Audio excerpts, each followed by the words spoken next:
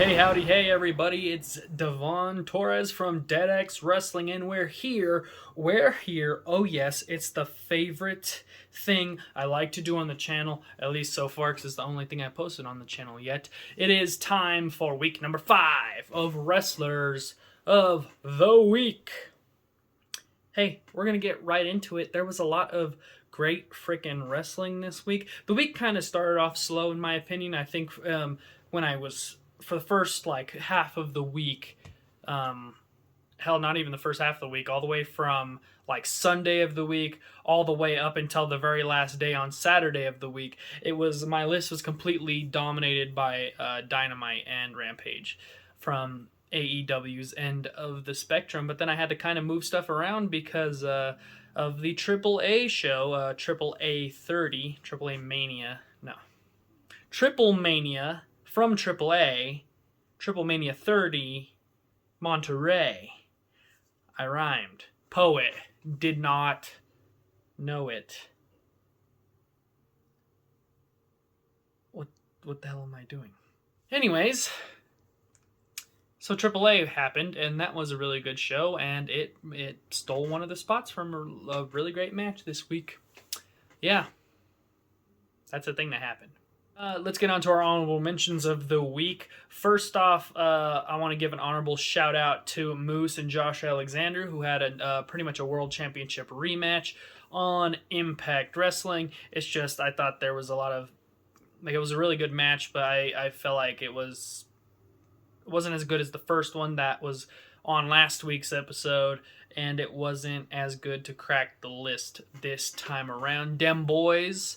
The Briscoes also had a match against Heath and Rhino on Impact. It was pretty damn good. Drew McIntyre and Sami Zayn had a great cage match on SmackDown, but it was mostly just Drew beating the hell out of Sami in a cage. And there was a lot more great fast-paced matches that happened elsewhere. And then this one might get me in trouble from some people. But Dax Harwood and Cash Wheeler's match on Dynamite did not make the list this week. I know. I just thought that there was better matches elsewhere this week, and I just couldn't fit it onto my list. And I also, one thing, I guess, to my argument is I wanted to squeeze in that women's match from Dynamite onto my list because I was really impressed with that pretty much street fight between Hikaru Shida and Serena Deeb. Otherwise, if Rampage didn't happen, I think Dax and Cash would definitely be on this list.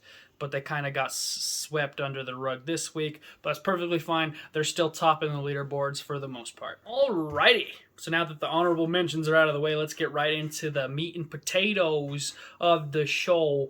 Yeah, he just pooped his pants. Number 10 of the week. It is, with 1 point, Mr. Trent Beretta. Trent? Question mark. So Trent Beretta had a really good match with Samoa Joe for the ROH TV Championship on Rampage. I thought this match was really good.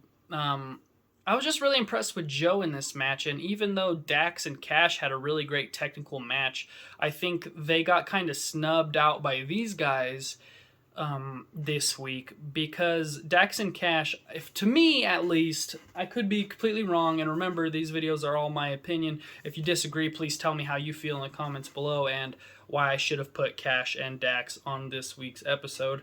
I was really impressed with just Joe and Trent. Pretty much Trent was just making Samoa Joe look like the monster that he is, and I think Dax and Cash, they did a lot of throwback to Brett versus Owen, which is apropos due to it being the Owen Hart Foundation tournament, but I think a lot of it was very, very glaring, like the finish of the match, them going for the WrestleMania 10, like, roll through when Owen beat Brett. They were doing, like, the whole entire beginning sequence of the match was directly from a Brett versus Owen match, I believe probably also at WrestleMania 10, but I could be wrong. And to me, even as a person who hasn't watched that match that many times, I could just tell. And it was way all over Twitter and everything that week, so it kind of soured me on their match somewhat. But back to Trent Beretta, let's just get back to number 9 with Samoa Joe with 2 points this week. Trent made Samoa Joe look like a badass, and Joe was beating the shit out of Trent almost the whole time. Trent did get a moonsault off, a dive to the outside at one point, but Joe was just beating his ass with chops during the picture-in-picture break. He went for the muscle buster. Trent kind of slid out of it. He went for a run. Joe just kept doing these shoulder blocks that were turning freaking Trent almost inside out. And then he pretty much killed him with Coquina Clutch afterwards. He choked him out. Yeah, I thought it was pretty good, and it was more unique than I think the Cash and Dax match was. Don't come at me with pitchforks and torches, okay? Number 8 this week, it is part of AEW's women's division. It is Hikaru Shida. Hikaru Shida and Serena Deeb had a really good street fight this week with their rivalry. Has been going on for a while of them constantly attacking each other out of nowhere during all numbers of shows. And then I think Hikaru Shida was maybe out on the shelf for a tiny bit. And then she came back. They had this really good blow-off. There's a bunch of great stuff that happened, but let's talk about Hikaru Shida's stuff first because she's the one with the 3 points. I like at one point where there was a powder to the eyes spot from Serena Deeb, and Hikaru grabbed a kendo stick and was just swinging it around like a crazy person because she was selling the fact that she couldn't see. And she hit Serena Deeb like right in the face. Kind of bruised her up there. And I like how she had to actually go outside, get a water bottle, clean off her face, and then she was okay. And then hit a drop kick off the stairs. It was pretty cool. She also hit a top rope Falcon Arrow, and I think those are kind of like the biggest highlights from her part of the match. Let's move on to number 7 with Serena Deeb, who gets 1 more point because she won the match and she was showing a pretty good vicious streak in this match. I like at one point where she was slamming Hikaru's knee on the chair. She hit Deeb Talks on the chair, kicked out. Hikaru did.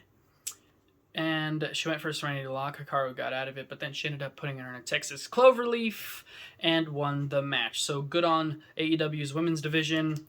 They need more time on television, Tony Khan. Do that. You have a hell of a lot of women. Give them more time. Number 6 this week, it is Darby Allin. I think AEW Rampage was a hell of a good show this week. Darby Allin and Swerve Strickland had a really good match going back to their days and their rivalry in Evolve, where they had a lot of really great matches. Darby Allin, at one point in this match, hit a really nice code red, went for a coffin drop. Swerve got his knees up. There was at one point where Swerve was going for some kind of dive to the outside, and he rolled through. But he landed on his feet. And Darby had moved out of the way. That's why he landed on his feet. And then Darby ran in. Swerve moved out of the way. But then Swerve picked up Darby. And Darby turned it into that, stunner that Darby does. It was a really good match and a really fun showing from Darby Allin. There was also another point where Darby was just running full steam ahead right at Swerve. And Swerve caught him with, a knee to cut him off. It was pretty rough, but to talk more about it, let's get to number 5 with 6 points. It is Swerve Strickland. So Darby won this match with the Last Supper, roll-up type thing he does. I believe it's called Last Supper. But I think due to the manner that Darby won, due to the distraction from Ricky Starks and Sting kind of playing into that, I think I was just more impressed with Swerve. He hit house call at one point, but Darby got to the ropes. There was just a lot of other really good, fast-paced stuff that happened in this match that I can't even describe.